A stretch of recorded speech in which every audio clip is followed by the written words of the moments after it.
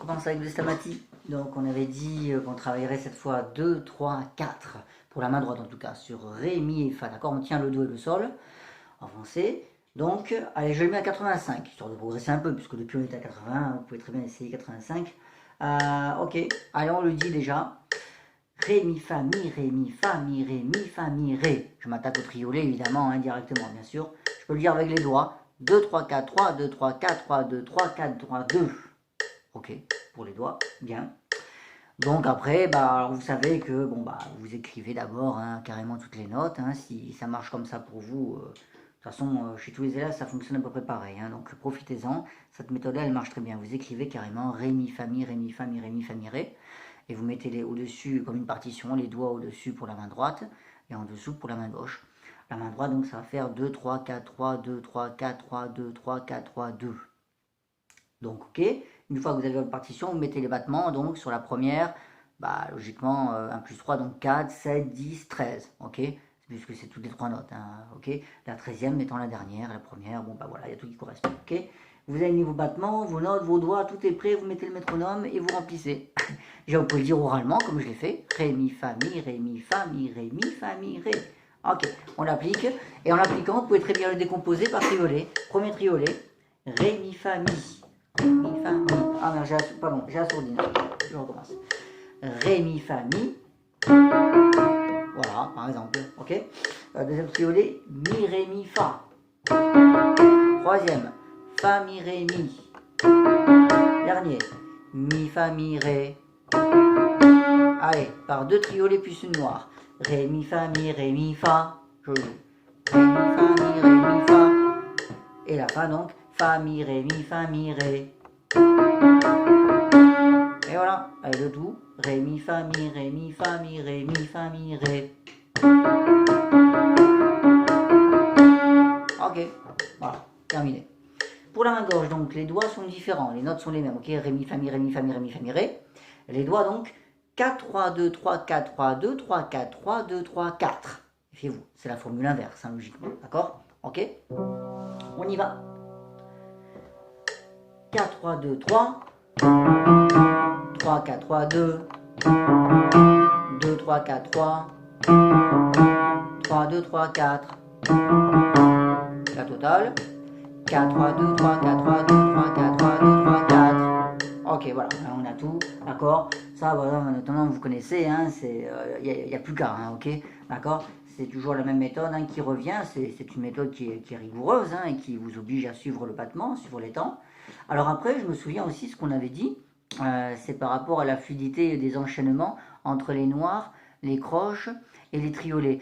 Ça en fait c'est uniquement une question, c'est toujours pareil, c'est le même principe qui revient, mais qui est appliqué l'un après l'autre, que l'on applique les uns après les autres en fait. C'est-à-dire que il faut savoir que que les noirs tombent avec le battement, il faut déjà le connaître par cœur en fait. Sans connaître les notes ni tout le reste, mais simplement par cœur, je sais très bien déjà que quand je vais faire mon exercice, vous voyez, oralement déjà, je sais que les noirs vont tomber avec le métronome, je sais que pour les croches, ce sera les 2 doigts extrêmes, pas le doigt du milieu, en fait, peu importe la combinaison qu'on a d'ailleurs, c'est exactement pareil, vous voyez, si vous prenez 3, 5, 4, 3, ça sera le 5 et le 3 qui tombent avec le métronome pour les croches. Si vous prenez 4, 3, 2, ce sera le 4 et le 2 qui vont tomber avec le métronome pour les croches. Si vous prenez 3, 2, 1, ce sera le 3 et le 1. C'est logique puisque c'est une note sur 2. Donc c'est un doigt sur 2. Donc comme on n'a que 3 doigts, c'est celui-là et celui-là. C'est logique. Celui du milieu, le doigt qui correspond au milieu ne tombera jamais avec le métronome pour les croches. On est d'accord? Bon, voilà. Donc c'est juste des choses comme ça à se mettre dans la tête par cœur. Donc je sais que pour les noirs, tout tombe avec le métronome. Je sais que mes croches tombent une fois sur lieu, c'est-à-dire que c'est les doigts, j'appelle soit les extrémités en fait, les doigts extrêmes, ok. Et je sais que pour les triolets, j'ai ma partition sous les yeux, que vous aussi vous avez, et vous suivez les battements. En fait d'ailleurs, au passage, je sais pas si ça pourra vous aider, mais en fait, systématiquement, je vais essayer de l'expliquer clairement pour les triolets. Moi, c'est comme ça que je fais, je compte jamais rien. Simplement, je sais que le premier doigt, le Ré, le 4, on va dire, voilà en termes de doigts, d'accord? On va dire qu'on fait le Ré, Mi, Fa, ok? Avec 4, 3 et 2, d'accord? Je sais que c'est le Ré qui tombe avec le métronome. Après, je sais que c'est le Mi. Ensuite, c'est le Fa. Ensuite, c'est le Mi. Et en fait, c'est le Ré. Bah voilà, en fait c'est ré, mi, fa, mi, ré. Si on le fait comme ça, ré, mi, fa, mi, ré. Bah ouais, voilà. C'est tout bête en fait, hein. Mais bon, il faut comprendre aussi, il faut avoir cette vision dans la tête hein, de l'aller-retour. Ta la la la la la la la la la la la la. Et donc, on voit très bien dans la tête que les doigts qui s'affichent, c'est les doigts dans l'ordre, comme s'ils créaient un aller-retour. Ré, mi, fa, mi, ré. Ré, mi, fa, mi, ré. Tout simplement. Enfin, tout simplement. Bon, le jour où vous aurez pigé ce truc-là, bah, c'est beaucoup plus facile. Ré, mi, fa, mi, ré. Voilà, vous avez votre triolet. Terminé. Bon, voilà, bon, c'est à méditer, hein, si vous arrivez à comprendre hein, ce que je viens de dire, bah, c'est beaucoup plus facile hein, de se le représenter dans la tête et de savoir quelle note tombe avec le battement. Parce que si au début c'est un Ré, je parlais de triolet, hein, si au début c'est un Ré qui tombe avec le battement, sans savoir ce que je vais faire, je sais très bien qu'après ce sera un Mi qui tombera avec le battement, et puis après ce sera un Fa, et puis après un Mi, et puis après un Ré. C'est les doigts dans l'aller, dans le retour. Ré, Mi, Fa, Mi, Ré. Voilà. Voilà comment moi je raisonne dans la vitesse. Et c'est vachement bien parce que ça permet dans la vitesse de bien visualiser. Ré, mi, fa, mi, ré. Ré, mi, fa, mi, ré. Mi, fa, mi, ré. Voilà. C'est beaucoup plus simple. Il faut savoir quand même une chose, c'est que plus on joue vite, plus le cerveau est feignant. Eh ben oui, c'est toujours comme ça. C'est ce qui fait que la réflexion intervient beaucoup dans le travail lent et dans le travail modéré. Et qu'est-ce que fait le cerveau après, plus tard? Bah, il se sert de tous les automatismes que l'on a créés dans le travail lent et dans le travail modéré, et par association, donc là ça fait appel à ce qu'on appelle le système heuristique avec un H. Au purée, j'ai un doute. Bon, bah vous vérifierez. Et donc, bref, le cerveau va raisonner après par automatisme et par association dans le travail rapide. Il n'est pas capable d'un coup de se... Enfin, il est capable de réaliser les problèmes de ce qui se passe, mais il ne peut pas agir dans l'action. Alors qu'on peut agir dans l'action dans le travail lent et dans le travail modéré, ce qu'on ne peut pas faire dans le travail rapide. Donc, il faut se créer des points de repère, c'est ce qu'on est en train de faire, qui évitent d'avoir tout le détail. Toute cette espèce de décomposition qu'on est en train de faire, on le fait dans le travail lent. Ça reste encore là, 85, c'est gérable. Et puis après, au fur et à mesure, il y a une espèce de représentation qui se crée dans la tête avec des points de repère qui deviennent ça devient plus global comme vision, tout simplement. C'est moins détaillé. Et c'est pour ça que, vous voyez, cette histoire de Ré, Mi, Fa, Mi, Ré, les notes qui tombent comme ça avec le battement, bah, c'est beaucoup plus intéressant que Ré, Mi, Fa, Mi, de savoir, de tout décomposer. Mais vous êtes obligé de le faire pour l'instant. Mais à force, il faudra que ça vienne, il faudra que cette espèce de méthode, cette vision qui est différente, hein, bien sûr, se mette en place avec la vitesse, progressivement, pour faciliter le rôle du cerveau et pour privilégier justement l'action des doigts sur la tête. C'est toujours comme ça, ok? C'est le système hein, logico-rythmique hein, qui domine lorsque l'on travaille lentement. C'est, on appelle ça la pensée réflexive. Vous pouvez utiliser tous les termes que vous voulez. Il y a aussi, vous pouvez chercher, hein, vous pouvez faire des recherches, ce qu'on appelle l'inhibition cérébrale. Hein, tout ça, c'est des termes scientifiques hein, qui sont très connus dans ce milieu-là. Et la science nous en apprend beaucoup pour le piano. Hein, donc c'est très intéressant justement de faire preuve d'inhibition, c'est-à-dire, qu'est-ce que ça veut dire? C'est se rendre compte immédiatement où est le problème, qu'est-ce que j'ai fait, qu'est-ce qui n'allait pas, comment je peux le résoudre. Voilà, ça c'est le genre de truc qu'on fait énormément à votre niveau, à vous, dans le travail lent et modéré, qu'on ne peut plus faire, ou alors il faut avoir quand même un sacré niveau hein, pour réussir à faire ça dans un travail rapide. Je vais vous dire que moi, à mon niveau, j'y arrive, mais c'est vraiment, c'est hard, hein, ok? Très souvent, qu'est-ce qui se passe quand je joue vite et que je me plante? Ben, j'ai vu ce qui n'allait pas, je sais parfaitement ce qui ne va pas, mais je ne suis pas capable de le résoudre toujours à cette vitesse-là. J'ai besoin de le reprendre à vitesse un peu moins élevée pour que le cerveau, hop, refasse marcher hein, ses connexions et se dise « Ah, je vais le travailler comme ci, comme ça, hop, je vais appliquer cette méthode-là ici pour que la fausse note se corrige. » Et après, on reteste plus rapide et sans le vouloir, en fait, ça fonctionne. Ça fonctionne parce que le cerveau a remis toutes ses connexions en route plus lentement. C'est à ça que sert le travail lent, tout simplement. Bon, allez, ça c'était une petite parenthèse, hein, ok. Donc bref, voilà, pour le stamati, hein, ce que vous pouvez faire, comme toujours, ce travail hein, de décomposition en triolet. Et posez-vous quand même la question du coup de l'aller-retour, là, comme ça, Ré, Mi, Fa, Mi, Ré, peut-être ça vous éveillera. Et c'est pas mal aussi. Donc ça c'est bon. Alors, pour le menuet, je m'en souviens. Donc je vais essayer de reprendre la partition. Ce qui s'est passé donc c'est que pour les mesures jusqu'au passage mesure 13, oui c'est bon, le métronome il y est.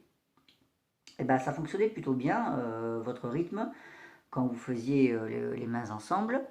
Sauf que ce qui se passait, c'est que de temps en temps, il y avait quelques petits arrêts, quelques petits blocages. Hein, ok. Donc ça, il faut essayer de résoudre ce problème. Et donc, pour le résoudre, il y a un truc que vous pouvez faire, tout simplement, c'est penser à lier le son le plus possible.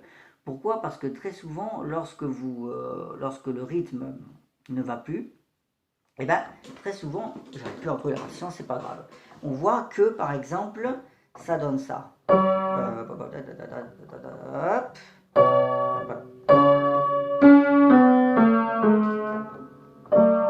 Voilà l'exemple flagrant. Le rythme en lui-même est bon, on a bien reconnu des croches, des noirs, mais à la fin, il y a cette espèce de moment d'hésitation. Hein, très souvent on voit ça chez les élèves, et justement, vous n'y échappez pas, comme beaucoup. Et ça, justement, pour le corriger, déjà, commencez par ne pas couper le son. Parce que si vous coupez le son, automatiquement, vous ne pourrez pas le jouer en mesure. C'est logique. Donc du coup, essayez de bien contrôler, de bien laisser le doigt sur le clavier. Ré, do, si, la, sol, si. Forcez-vous à lier le son et vous verrez que naturellement, les doigts sont entraînés par leur chemin, j'allais dire entre guillemets, par leur direction. C'est normal. Ils ne peuvent pas avoir le réflexe de faire ça, de traîner s'ils sont déjà dessus. Automatiquement, ils vont l'enchaîner. Il y a ça aussi, il faut bien y penser. Le legato, ça contribue également quand même à l'enchaînement entre les mesures, c'est important. Donc du coup, voilà, jusqu'à la mesure 13, c'était ce qui allait pas en fait, hein, tout simplement, d'accord? Donc, voilà, bien lié.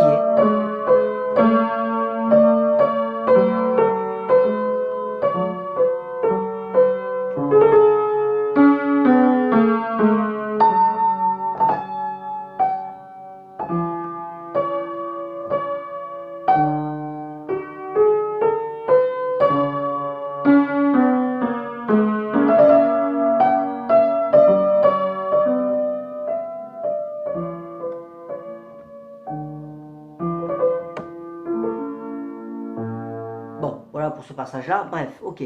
Je vais le mettre à 60 puisque c'est ce qu'on avait fait. Mais je dois à peu près y être à mon avis. 57, 60, voilà. Alors maintenant, on va essayer de travailler un petit peu le passage qui démarre à la mesure 13. Puisque c'est là que vous avez eu l'essentiel de vos problèmes. Mais c'est normal, comme tout le monde. Puisque c'est le passage le plus dur pour tout ce début. Donc, on va essayer de le travailler. En allant du premier temps au deuxième temps par exemple, et juste du premier temps au deuxième temps, rien de plus. On prend la mesure 13, bon là c'est tout bête, remarque, du premier temps au deuxième temps, ça donne ça.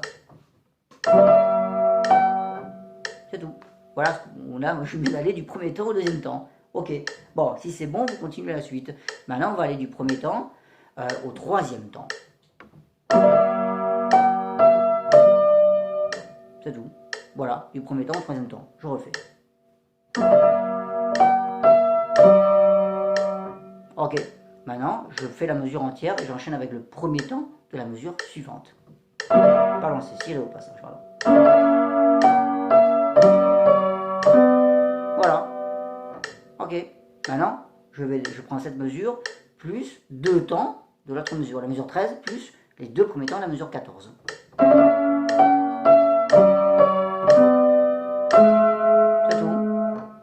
Ok, maintenant je vais le début de la mesure 13 à la fin de la mesure 14. C'est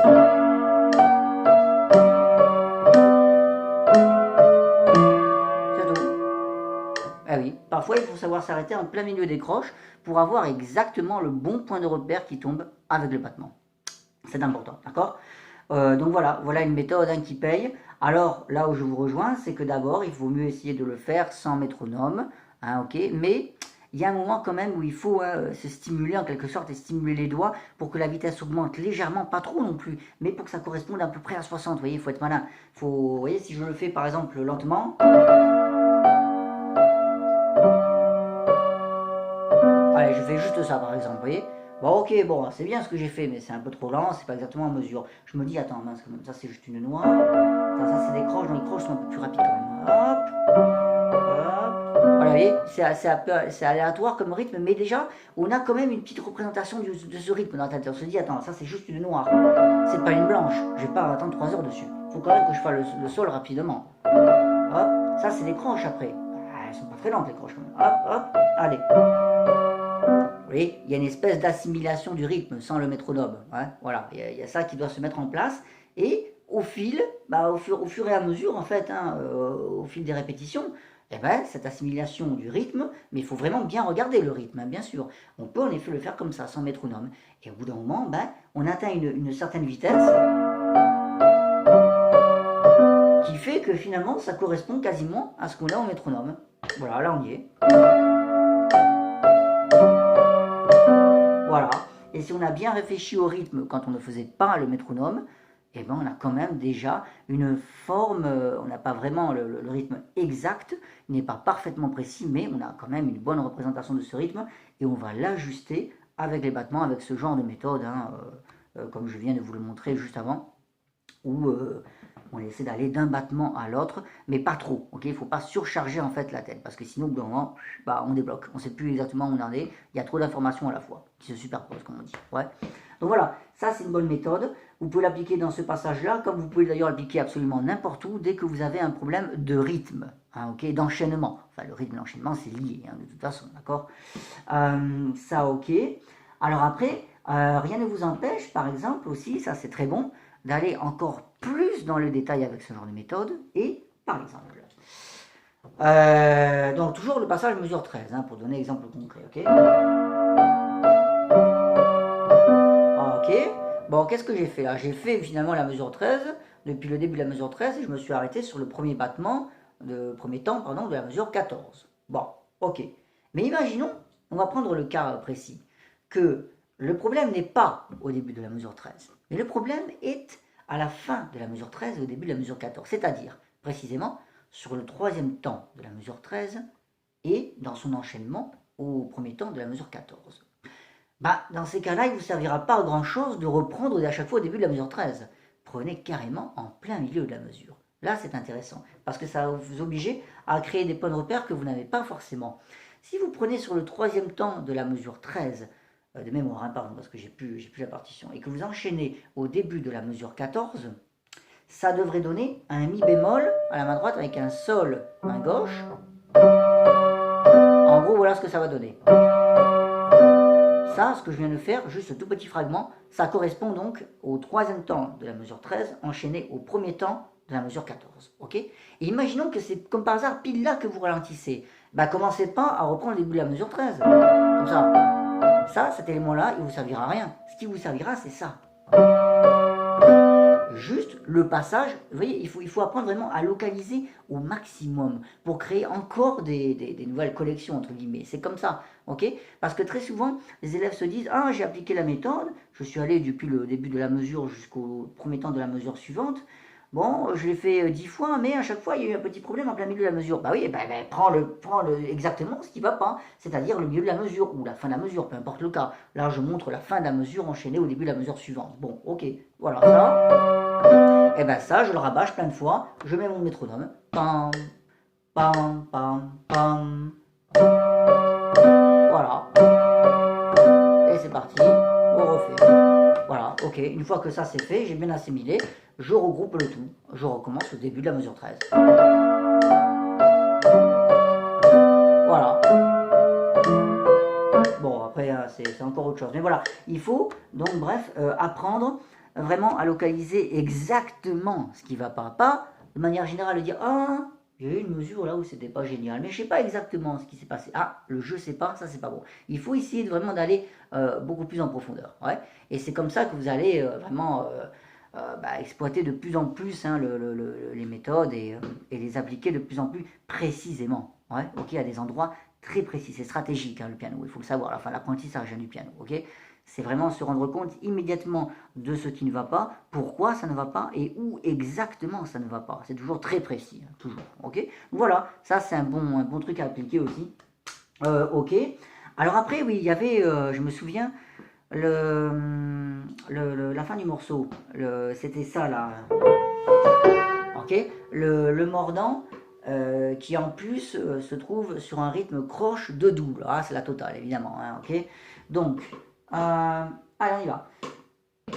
Donc, pour rappel, croche de double. On appelle ce rythme comme ça, croche de double, ok. Ce rythme, donc, c'est un rythme composé, on appelle ça, contrairement au rythme simple. Pourquoi? Parce qu'en fait, un rythme simple, c'est-à-dire, par exemple, une noire, une blanche, enfin, deux blanches, deux noires, deux croches, un triolet, ce sont des rythmes simples. Simples pourquoi? Des rythmes stables, en fait, on appelle ça, c'est-à-dire qu'ils sont réguliers.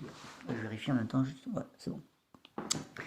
Régulier dans le sens où toutes les notes ont la même valeur. Par exemple, deux croches, eh ben, chaque croche vaut un demi-temps. Bon, voilà, c'est parfaitement réparti. Dans le temps, pardon. Un triolet, chaque croche vaudra un tiers de temps. 3 fois un tiers, on arrive bien à un temps. Bon, ok, ça c'est un rythme parfaitement réparti. Croche de double, c'est un rythme qui est instable. On appelle ça un rythme composé. Alors, composé pourquoi? Parce qu'il y a une note qu'on va isoler et deux autres notes qui, elles, vont être plus rapides. Ben, la croche vaut un demi-temps et les deux doubles croches, une double croche par définition, c'est 2 fois plus rapide qu'une croche. Bon, donc on a un rythme croche de double. On a deux notes qui vont être plus rapides que la première. On a 3 notes en tout dans le temps. Contrairement au triolet qui lui est parfaitement réparti. 1, 2, 3, 1, 2, 3. Là on a croche de double, croche de double, croche de double. D'ailleurs on va le dire. On va faire du travail oral exactement comme on a fait dans le reste du morceau puisque ça a fonctionné. Eh bien moi je pars du principe que ce qui fonctionne, fonctionnera toujours. Hein. En général c'est comme ça. Bon, donc ce qui a fonctionné, pardon, fonctionnera toujours. Je vais le mettre à 60. Et donc, on va déjà le dire. Croche, de double, croche, de double, croche, de double. Je fais exprès de le dire comme ça, hein, en enchaînant, ok? Dites-le. Croche, de double, croche, de double, croche, de double, croche, de double, croche, de double. Alors, attention, je ne dis pas, par exemple, croche de double, ou croche de double. Non, non, non, c'est très précis. Alors, je vais m'expliquer au niveau de la précision quand je le dis. Croche, bon bah c'est sur le battement. Et le 2 que je dis, hein, le nombre 2, ok? Et ben en fait je le dis exactement sur le demi-temps. Et oui. Et ça s'explique simplement, parce qu'au niveau mathématique, ça se comprend facilement. C'est une croche, ça vaut un demi-temps. Donc sur le demi-temps suivant, vous démarrez les deux doubles croches. Et les deux doubles croches, on dit 2. Donc le 2 que vous allez dire tombe exactement au milieu du battement, sur le demi-temps. Voilà, si vous voulez être vraiment très précise avec ce rythme-là. Je tape et je le dis. Croche, 2 doubles, croche, 2 doubles, croche, 2. Le 2 tombe exactement sur le demi-temps, en fait. D'accord? On va même le faire encore plus précisément. Je tape la noire ici. Ok? Je vais décomposer la noire avec un battement. Ça, c'est la noire. Et ça, c'est les demi-temps que je décompose. Et maintenant, je vais le dire oralement sur rythme. Croche, 2 doubles, croche, 2. Et le 2 tombe avec le demi-temps. Croche, 2 doubles, croche, 2 doubles, croche, 2 doubles, croche, 2 doubles, croche, 2 doubles, croche. Alors là, dans notre cas, c'est croche de double noir. Dans ce rythme-là, si, do, ré, sol. Croche, 2 doubles, noir. Croche, 2 doubles, noir.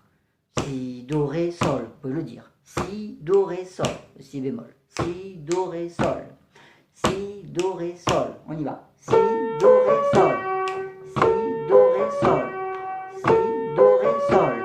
Si aussi, do, ré, sol. Vous voyez, par imitation, j'ai fait mon mordant, mais mon mordant est très rapide. Pourquoi? Parce que le do doit tomber sur le demi-temps. Donc le si aussi, do, ré, sol. Si aussi, do, ré, sol. Si aussi, do, ré, sol. J'accélère au fur et à mesure. Si aussi, do, ré, sol. Si aussi, do, ré, sol. Si aussi, do, ré, sol. Si aussi, do, ré, sol. Voilà, là je suis à peu près à 60. Tadadam, tadadam, tadadam. Si aussi, do, ré, sol. Si aussi, do, ré, sol. Si aussi, do, ré, sol. Voilà. Bon, j'espère que c'est suffisamment clair pour cette histoire de mordant. Ok.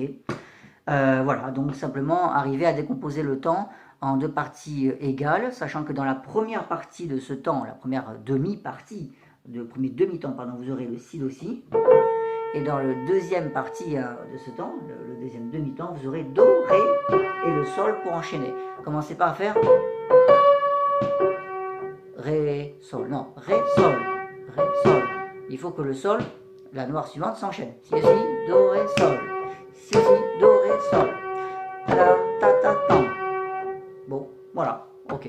Bon, je pense qu'avec ça, à mon avis, ça devrait aller. Déjà, au moins, vous l'aurez compris. Après, à appliquer, évidemment, c'est toujours moins évident, hein, bien sûr, hein, parce que ça demande un peu de dextérité, un peu de rapidité. Vous verrez, le plus important, c'est de jouer le si-do-si très rapide, en fait, le mordant, pour ne pas qu'il déstabilise le rythme, pour que sur le demi-temps, vous jouiez bien do-ré et enchaîner au sol. Si, do, ré, sol. Si le si-do-si, vous ne le faites pas assez vite, et ben ça va donner ça, vous allez voir. Ah, ça y est, c'est décalé. J'ai trop perdu de temps. Si, do, ré, sol. Tadam, tam, tam, tam. Tadam, tam, tam, tam. Tadam, pam, pam, pam. Tadam, pam, pam, pam. Voilà. Ok, allez, ça c'est bon, c'est réglé. Donc voilà ce qu'on pouvait dire hein, pour vous. Alors, pour Laetitia, on va tout mettre sur cette vidéo.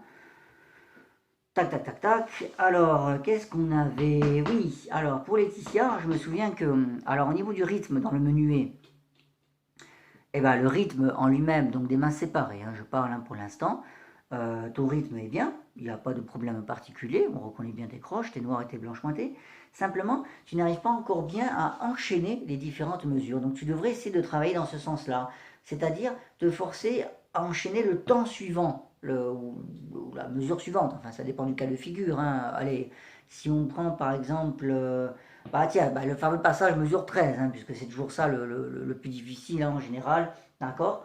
À la main droite, fa, mi, fa, sol, fa, mi, ré, mi, par exemple, juste ça, tu vois, ça c'est la mesure 13 que je viens de faire, plus le premier temps de la mesure 14, ok? Et bien très souvent, quand tu le fais, ça donne ça, fa, mi, fa, sol, fa, mi, ré, et voilà, et à la fin, hop, il y a cette espèce de petit saut, de petite hésitation. Alors déjà, lis bien le son, voilà, je lis. Il n'y a pas de coupure. Et le fait de lier le son, automatiquement, ça stimule davantage les doigts parce qu'ils sont beaucoup plus enclins à avancer. Alors que si tu sautes, eh ben, automatiquement, tu vas créer un blocage. C'est logique d'ailleurs. Tu ne peux pas enchaîner si tu fais ça et que tu soulèves. C'est pas possible. D'accord? Donc déjà, lis bien le son et oblige-toi à répéter des petits passages et à chaque fois à enchaîner la suite. D'accord? N'essaie pas de jouer un passage entier, ça ne sert à rien. Essaie de prendre un petit passage et de bien enchaîner la suite. Fa, sol, fa, mi, ré, mi. Je vais vers le mi, par exemple, tu vois. Je prends la mesure suivante, la mesure 14. Mi, fa, mi, ré, do, ré. Je vais vers le ré.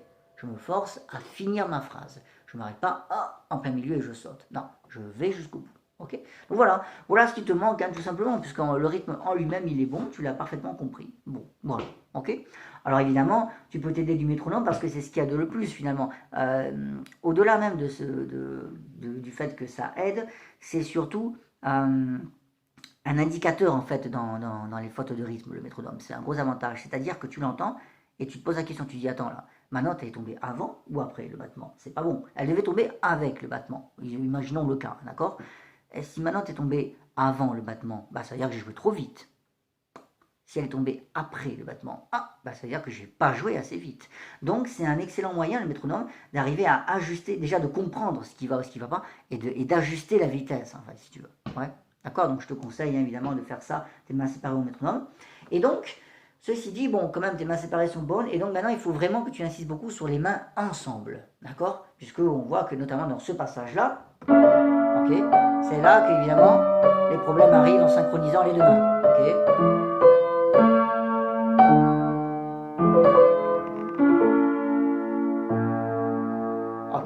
Dans ce genre de passage, d'accord? Ceci dit également, on l'a pas encore vu au cours, mais tu peux très bien continuer la suite, hein, c'est pas un problème, hein, d'accord? Ça, hein, ok?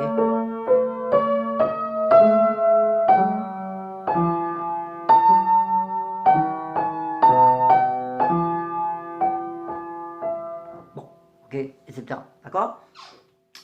Ça c'est bon. Voilà ce qu'on pouvait dire pour le menuet. Et donc, on avait la gamme de mi. Alors, la gamme de mi majeur, on avait dit 140. Enfin, disons qu'au cours, on a réussi à la faire à 132. Il y avait quelques petites fautes à la main gauche, je me souviens. Enfin, quelques petites fautes, pas vraiment. C'est juste une histoire de précision. Donc, à toi vraiment de te rendre compte. Pareil, tu vois, tu peux travailler ça. Ce qui est pas mal à faire, en fait, comme travail pour ta main gauche, c'est ça. En général, ce qui est un peu moins précis, ce sont les pouces. Donc du coup, tu peux travailler en t'arrêtant juste avant le pouce et en vérifiant que le pouce, avant qu'il ne soit joué, soit parfaitement placé. Alors je m'explique. Par exemple, dans ta gamme, tu as au début Mi, Fa, Sol, La, Si, avec 5, 4, 3, 2, 1. Bah, je vais m'arrêter sur le 2. 5, 4, 3, 2. Je m'arrête et je vérifie que le pouce est parfaitement placé. Si mon pouce était comme ça, par exemple, ou comme ça, ou je sais pas comment, eh ben qu'est-ce que je fais? Hop, je le replace bien. Je lui fais prendre conscience en fait. Hop, je le stimule. Ok, je recommence. Fa, Sol, La, hop. Je place bien mon pouce. Il est parfaitement placé, c'est bon. Ok, il est bon, on va jouer. Là maintenant, je m'arrête sur le Ré dièse. Pourquoi? Parce que c'est juste avant le pouce. Et je vérifie que mon pouce soit parfaitement placé sur la note suivante, c'est-à-dire le Mi. S'il n'était pas, s'il était placé comme ça, sur un Fa, par exemple, bah, c'est pas bon. Hop, je recommence la méthode. Hop, et c'est terminé, d'accord? Do, Ré. Et là, hop, je vérifie que le Mi soit parfaitement placé avec le pouce. Voilà, voilà le genre de méthode que tu peux appliquer pour être sûr que ton pouce est vraiment précis, gagne en précision, parce que c'est de là que venaient tes petites fautes à la main gauche. Bon, ta main droite, pas de problème particulier, hein, c'est bien. Bon, je renouvelle toujours hein, la même chose, c'est-à-dire hein, que parfois ton poignet tombe trop, comme ça, ok? Ça va t'embêter quand tu joueras plus vite. Bon, bah voilà, tu le sais hein, de toute façon, donc je te l'avais dit. Travaille avec le cahier, éventuellement avec une pièce ici, enfin ce que tu veux, mais essaie d'obtenir plus de stabilité à ce niveau-là. Ouais, ouais. Bon, ok, d'accord, ça c'est bon. Et donc, oui, au niveau du tempo, à mon avis, largement, hein, 140, allez, peut-être même 150, hein, ok, ça c'est toi qui vois. Hein. Mais si tu l'as sorti déjà à 132 avec juste un petit problème ou deux de précision à la main gauche, ça veut dire qu'à mon avis, même d'ici dimanche, hein, tu peux très bien le faire dans les 140 ou 150, ok? Donc voilà, tu essayes ça, et surtout tu essaies de, si tu as le temps bien sûr, de bien insister sur les mains ensemble quand tu fais ton menuet. Et juste encore un dernier truc qui me vient. Dans ton menuet, allez, on va prendre le début tout simplement, ok? Allez, je joue, bon, tout va bien, ok? Et là, on va imaginer que ça va pas. Oh, je sais plus. Qu'est-ce que je fais quand je sais plus? Je regarde la partition, mais je ne lâche pas les doigts. Ah, c'est ça, ouais, c'est un Do. Ah, puis après, c'est un Ré avec un Ré. Je lâche pas mes doigts tant que la note n'est pas jouée. Ah, c'est ça avec ça, d'accord. Ok, c'est bon. Ah, c'est bon. Hop, après, c'est ça. Ah, ok, ok. Ah, ça, c'est quoi après? C'est ça. C'est Sol et Si bémol ici. Ah, ok. Voilà, tu vois. J'ai fait exprès hein, de prendre l'exemple hein, de l'élève qui hésite, hein, qui ne sait pas exactement. Ok, ça arrive, à tout le monde d'ailleurs, c'est normal, c'est comme ça. Mais ne lâche pas les doigts. Comme ça, déjà, tes doigts, à force, ils vont comprendre, si tu veux, de même le chemin. Si jamais tu lâches systématiquement ou tu hésites, eh ben, le doigt ne comprend plus. Déjà, il perd son point de repère, pour commencer. Il ne sait plus où il est, il faut le replacer. Et puis en plus, tu ne lui fais pas comprendre qu'il faut aller de là, par exemple, à l'accord suivant, Sol, Si bémol. Il ne peut pas le comprendre si tu le lâches. Voilà, ok, il faut les aider, il faut les stimuler, les doigts. Ok, voilà, bon, c'est tout ce que je voulais dire, hein. C'était une parenthèse qui me revenait, un petit détail. Ok, voilà, allez, bon courage, hein, toutes les deux.